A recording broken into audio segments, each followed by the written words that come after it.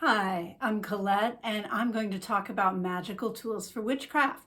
Can you use any household object when you do magic or ritual, or should you have a separate set that you use only for magic? And I want to say right at the start that that is completely up to you. I'm going to give you some thoughts around that for you to decide. And it's what feels most magical to you. A few things to consider. How others that live with you might feel about magical tools being used also for serving dinner, for example. What kinds of magic do you do? Do you have or follow a tradition that has rules or guidelines around that? I want to say neither is better. Personally, I do both, and I would love to hear your thoughts about this in the comments and what you do.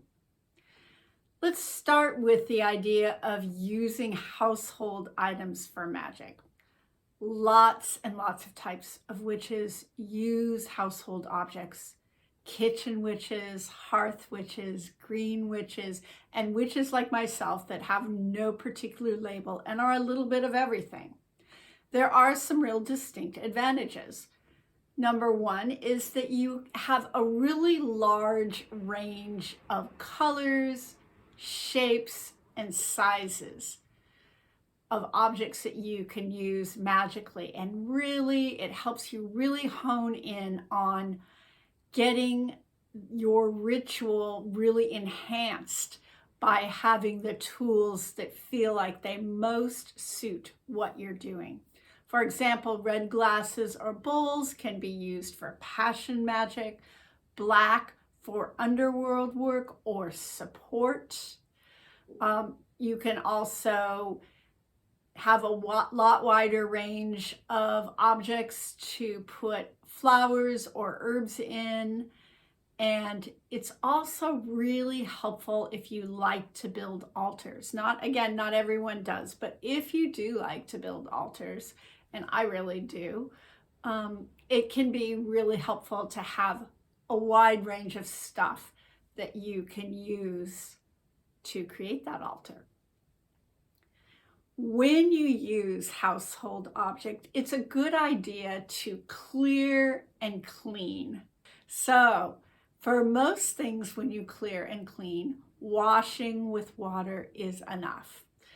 I like to run water over my washable objects 3 to 5 times and clear it out. And you can hold the intention of clearing in your mind and breathe into that. I find that very helpful to do. You can also add a simple phrase.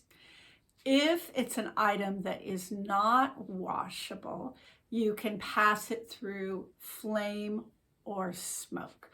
I'm going to put a link in the descriptions and maybe up in the corner of the video at the end of the video as well about a video that I did on my 3 favorite herbs for clearing, and I filmed that video with the idea that you were clearing yourself or another person. So most of it is geared that way, but the uses are very similar, and I think you'll get some good ideas from it. There are some disadvantages, mostly I feel around safety and health.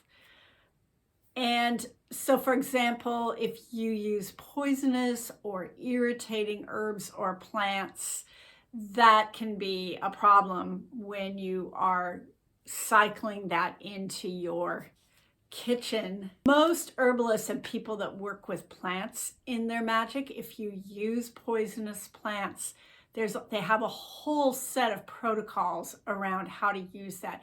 And the first and most important one is that you have separate containers for any herbs or plants you're working with that are poisonous, and you don't use that object for anything else. Another possibility is that you may find it's more powerful for you to have separate tools for magic. And I'll talk a little bit more about that in a minute. And then also there could be some health issues. For example, if you work with blood or other body fluids, which is a very, very old method of charging magic and doing protection work and things like that, you obviously don't want to use your kitchenware for that. There's a lot of things that live in blood and body fluids that aren't easily gotten rid of just by washing your dishes, that they require high temperatures or very serious cleaning to get rid of.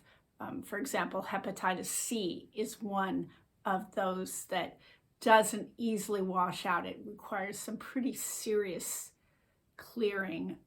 Some magic is sticky, and if you're very empathic or very sensitive to residue, you may not enjoy using your household goods for magic. I always, of course, clear after as well as clear before if I'm using household tools.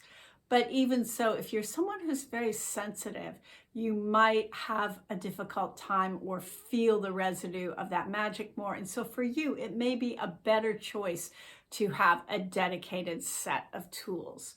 Okay, let's talk about dedicated tools now.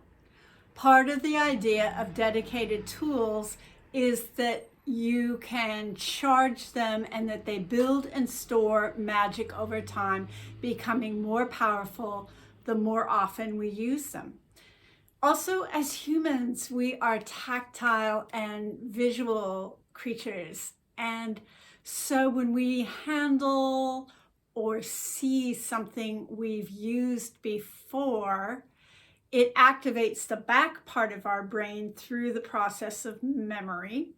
And that is also the part of the brain that uses magic and works with magic. And it also helps us move more deeply and easily into magical space because the back part of our brain is very physical and it reminds us of what our body feels like when we do magic and helps us get there faster. If your practice includes spirituality or working with beings or deity, I think having dedicated tools can be helpful. You might have, for example, plates that you use for offerings for specific groups of beings. You might have tools that you work with only when you're working with certain deities. I have a lot of different plates that I use that are dedicated specifically to certain groups of beings, my ancestors and other beings. And then I also just rotate things out of my kitchen as needed, not as dedicated tools, but I'm just like, oh, I think maybe for the magic I'm doing today, the spirits I'm working with would really like a green plate for their offerings. So I do mix it up quite a bit. And another consideration is that some things that you use as magical tools might not really have a use in your household at all. So you might as well dedicate them to magic and treat them as such.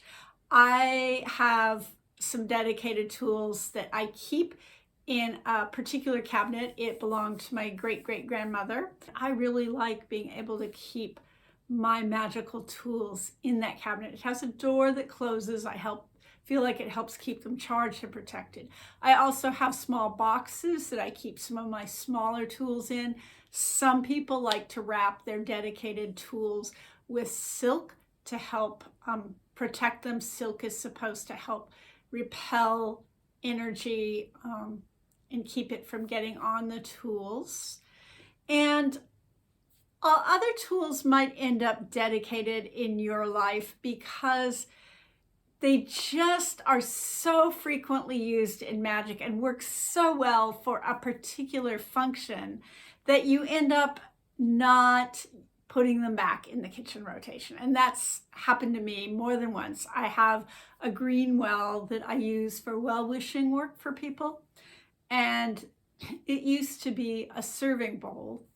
And I started using it for a wishing well, and it looked so nice and in that function, and it really worked so well that I ended up just never putting it back on the shelf. And now it's my green well, and it's dedicated to that purpose. I want to give just a simple overview of how to dedicate tools for magical use. And there's a lot more that could be said on this topic, but this is just an overview to get you started and give you enough to experiment with. Some traditions, if you belong to a tradition, have ceremonies that are specifically for dedicating tools and may even have specific tools that they want you to have. If you don't have a tradition or style of magic that is specific about how you dedicate tools and you'd like to try it out for yourself, what you can do is do some clearing on the tool to be dedicated. And this is really important, especially if you don't know the background of it. Hold it or lay it in front of you or put it on your altar and take a deep breath and breathe into the tool, holding the intention in your mind of what you're going to use it for and the willingness to dedicate it as a magical tool. You can speak a phrase or a simple sentence about the purpose that you're going to use it for if you like, or if that feels helpful. Trust your intuition. It can also be more formal, or you can make it more formal by casting and calling if casting is part of your practice. I'm going to put a link in the description to a basic Google Doc about some thoughts and order for how you cast and call if that's new to you and you want a springboard just to jump off and try some things. But there's a lot of information out there these days, but I thought I would offer that. So even though the process itself may be very similar to what I said before, it's a little more formal, a little bit more stylized, and you can make dedicating your tools to magic as elaborate as you like. You can make a huge altar that is all about that. You can have friends help you. You can do it over multiple days. You can do it over a moon cycle. The possibilities are really quite endless. And if you want to say a simple phrase, that's fine. You can, and if you do use a simple sentence, it can be really easy. Something like, I dedicate this tool to fill in the blank for the purpose of fill in the blank. And you can say something like, may it serve me well in all my work. Or you can say something like, may it serve me well in all the realms. You can get very elaborate and you can write a whole formal dedication of prose or poetry. You can create a song, you can sing to it, you can do whatever you want. And again, I would just say, really experiment. You'll learn a lot that way. So when you're done, just ground the energy and release it back to the earth and take your circle down. And I always like to shower or rinse off after I've done some magic as well. If you like this video, I would really love it if you would hit like and subscribe. It helps with the algorithm so I can keep doing these videos. Please add your thoughts in the comments below, and thank you and be well.